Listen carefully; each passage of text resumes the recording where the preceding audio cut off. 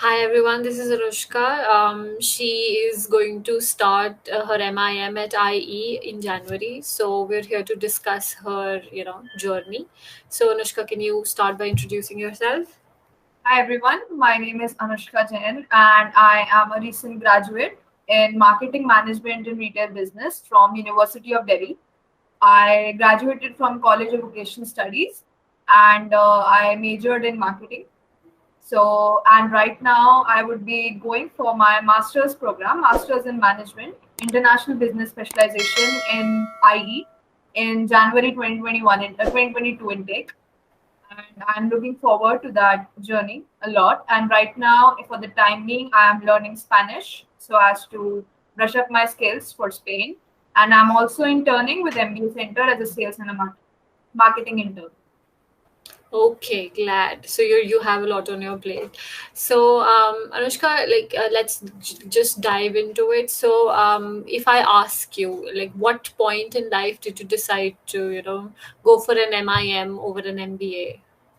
I had fewer plans when I was in my second year of graduation because I started preparing for different exams like CAT, GMAT, etc. But like my main motto was to go out of the country because I wanted to have an international exposure. So at that point of time, I also made up my mind that I want to do something as soon as I graduate. I didn't want a job else. So then that was the point of time in my second year of graduation that I want to do an MIM, that is a master's in management over an MBA, because MBA usually require a work ex. And I didn't want to do a job at that time. So then there were a lot of factors because I wanted a career boost at an early age. So like by the time I'll finish my MIM, I would be 23. So and like I would be doing jobs. So most probably I would settle down by 25. But if I chose an MBA over that, then I had to do at least 3 years of job. That means I would be 24. Then I would be doing a 2 years MBA, 26, and then a job that would be finally at 28. I wanted an earlier career boost as well as an international exposure. So therefore, I chose an MI. So we all know that you'll be, starting your journey with IE soon. So what all schools except for IE did you consider, and like what were your thoughts while you were deciding to apply to these schools? Actually, there were a lot of schools. Earlier, I started applying to HEC, ESSEC, ISADE, CAS, and Imperial College London. These were some of the schools like Bocconi. So mainly, I was targeting Europe. But like when I started preparing, I found myself not in a position that I could give GMAT again because I gave it twice, and I found that I guess it's not my cup of tea. So then I worked with Dr. Hubert on the in-house test. So he personally tutored me for 3 months. Then I started applying to colleges like Wellerik, Antwerp, Frankfurt School of Finance and Management, ESMT Berlin, IE, WHU, and even ISADE.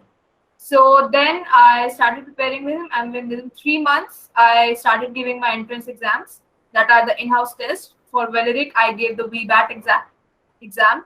For for IE, I gave the IGAT exam. For Frankfurt School of Finance and Management, I gave the BT methods test.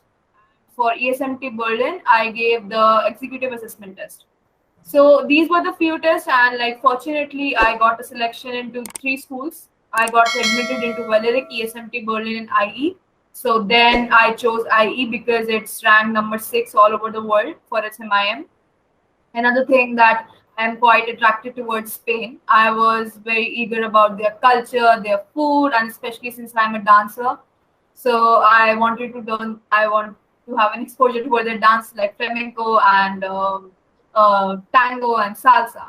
So also I'm learning Spanish also for that. And like when I had a conversation with the people of IE, that is the alumni, and I attended their workshops. I had a networking connection over LinkedIn with the current students and ex students. I was more and more eager to join IE because there are a lot of clubs, and I also got a scholarship at IE for 4 lakh rupees for women in business. So that was my main motive to go to IE, and I can't wait to go there. Yeah, we're glad. We're glad. Well, probably we can interview once you begin again, so that we know how your journey is. All right. So I noticed that all the schools that you just mentioned, they're all just specific to Europe. So is the is was like was what is the reason for you choosing just schools that are in Europe, and why not the US? I have seen my dad traveling all over the world since I was a kid, and like he Okay. used to travel Europe because he had a business there. So I was quite attracted to it because US was a place like everybody was going to US. So I never got attracted, and especially countries like Italy, Greece. Then you have Spain, you have Amsterdam. These are very much historically beautiful also, and like the culture, the food, the people, and especially I was attracted to the music and dance and studies. All right. These were the few things which attracted me to Europe, and I guess MIM, the hub for MIM is Europe only. Europe. Yes. Yes. From So what I that hear. was my first choice for my masters. Yeah. All right. Okay. So, I mean, since we're talking so much about IE, I mean, if I ask you, what would your expectations from the MIM program be like? I mean, if you could just list There, a few expectations. yeah, there are lots of expectations because like I have made a whole plan about what I have to do there because I want to be a part of societies. I want to network with the people. I want to attend the career fairs. And he is a hub of international students, like more than people of more than 89 nationalities are coming over there. So, and like we have been forming class groups and all. And when I'm conversing with people of different countries, my peers are from all parts of the world. So it's a very magnificent experience because you get to know a lot about people's ideas, their feelings, and how I'm gonna spend the 1 year with them. So it would be a journey full of, since it would be exciting because my main motto would be studies, but I would be definitely going to be a part of societies like dance, business, cultural transformation clubs, as well as I also chose IE because of the ROI and the rankings, the ROI, the international exposure since I don't have. So that's why I guess I have expected from my age. Oh, you have pretty much high expectations from IE.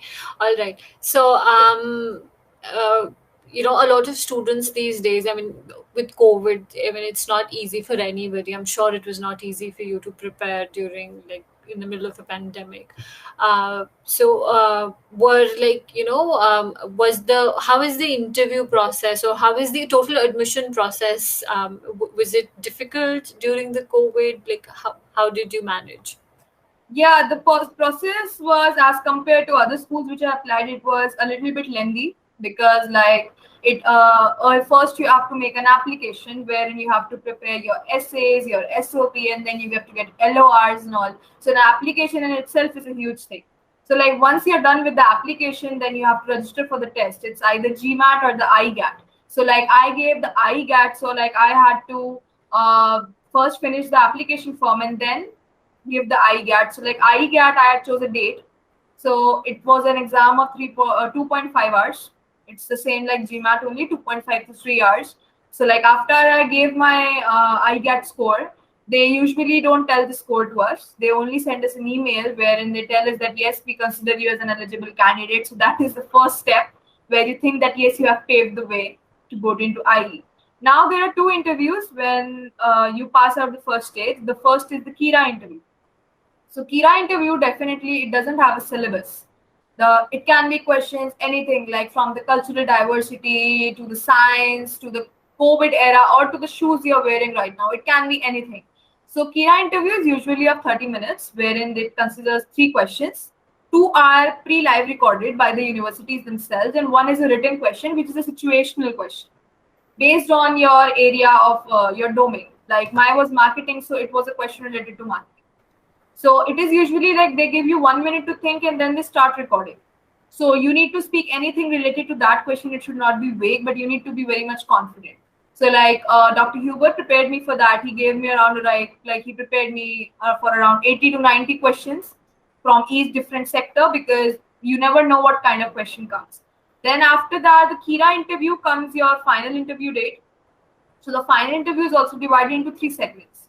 The first segment is introducing yourself. Then the second segment is they walk you through your CV and they ask you to explain what are your achievements and how do you work under pressure and all the situational questions. The third question is usually about a scholarship and how do you plan to start networking, or are you already in contact with the people. So it's very important that before you apply to these schools, you need to start networking with the people. I'll tell you, there's an app called Unibuddy where there are student ambassadors from IE, as well as I did it for Valeric also. So like they were very helpful and people at IE are very responsive. So I had 3 initial meetings with them also, Zoom meetings, wherein I took a whole idea about their college, about the curriculum, about the studies, the visa, immigration, everything. So I had about 5 to 6 meetings with them. They are very responsive. So I guess yeah, it's a pretty lengthy process because then I guess because due to COVID, my exams also got postponed, and the result also got postponed because the applications they were coming in quite late due to COVID. And since GMAT became online that time, it was a bigger issue then.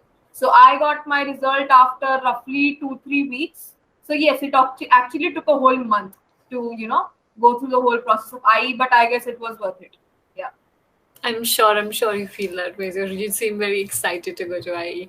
All right, so we'll conclude because we want our future, MIM students who are applying to MIM courses to learn from your experience. What advice would you give somebody starting their MIM or generally a master's journey?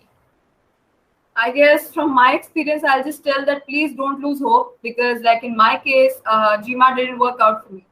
But like they're also in-house tests, and like just don't lose hope, and it's gonna be fruitful at the end.